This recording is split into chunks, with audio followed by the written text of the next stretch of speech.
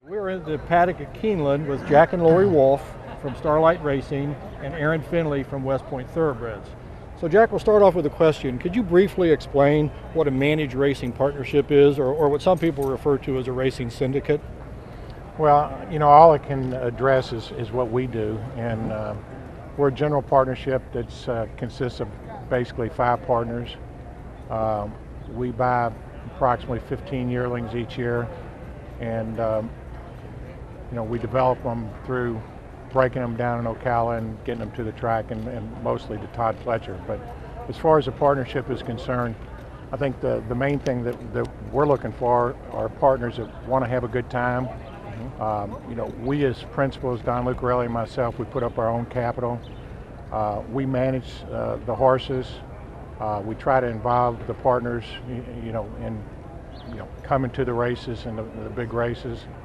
And as far as I think the advantage of getting into a partnership, whether it be ours or somebody else's, is that the partners can leave the dirty work up to the managing partners. So Aaron, can you talk about what are some of the benefits for a new owner that will invest in one of the public racing partnerships? Yeah, well, I think it's diversification. Instead of going out and getting your own horse and having, just that horse, you have the ability to have several. And at West Point, we buy more 2-year-olds. We go to the 2-year-old and training auctions and get them. We do some yearlings, but that's really it. It's having the ability to have multiple horses in your stable. Okay. More horses leads to more action and more fun. And we like to say it's a lifestyle investment. You come to the races and you get to meet other people who have the same passion you do. And I think that's a really big advantage. And just being able to learn the game, you have the insider's view, and you're able to come and see your horse up close and go to the big events and the Breeders' Cup and the Derby and be just in the middle of it and a part of it. Okay. Jack, do you find that a lot of new owners, that's the way they get into the game of horse racing, through some of the managed partnerships, and they learn the game through that process? I think Dogwood has had success with getting people in like that. The initial partnership that I started happened to be with Ashado and Purge, and had 2 partners there, which was a great experience for them. Right. They were in the business, but they hadn't had the experience of these Grade 1 races and the success we had. Here she is at the top of her game at Saratoga today. The champion of Shadow wins the Go for One by 9 lengths. But I think it's a great way to get the people involved in the business, get to learn the connections, and hopefully go out on their own at some point. Okay. Aaron, can you talk about any experience your owners have had in winning a race, maybe a new owner or first-time winner of their first race? What have some of those experiences been like? Yeah, we actually were talking about this the other day at the Keeneland sale. We had a partner come down who was talking about he recently had his first winner, new owner, and he said, I was so excited I almost fainted. And it was just kind of weird to hear that and think, I get excited when our horses win. I'm always nervous, and I've been a part of West Point for years. But just to hear that really kind of hit home. But I have to say recently some of our horses, like Macho again, that was a huge thrill. Even though we finished second to Rachel Alexandra in the 2009 Woodward, that's something that really sticks in my mind. I mean, we were just going crazy. Like, I don't think you would ever see something like that somewhere else. And just the excitement and being there with a group of people who, you're all just biting your nails when they're going in the gate because you're so excited. Macho again! They're coming down to the finish! It's going to be desperately close! Here's the wire!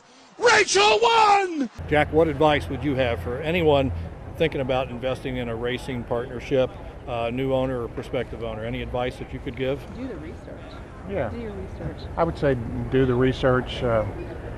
Look at the partnerships' past performances, not only currently but historically. I'd like to, if I were looking for a partnership, I just started on.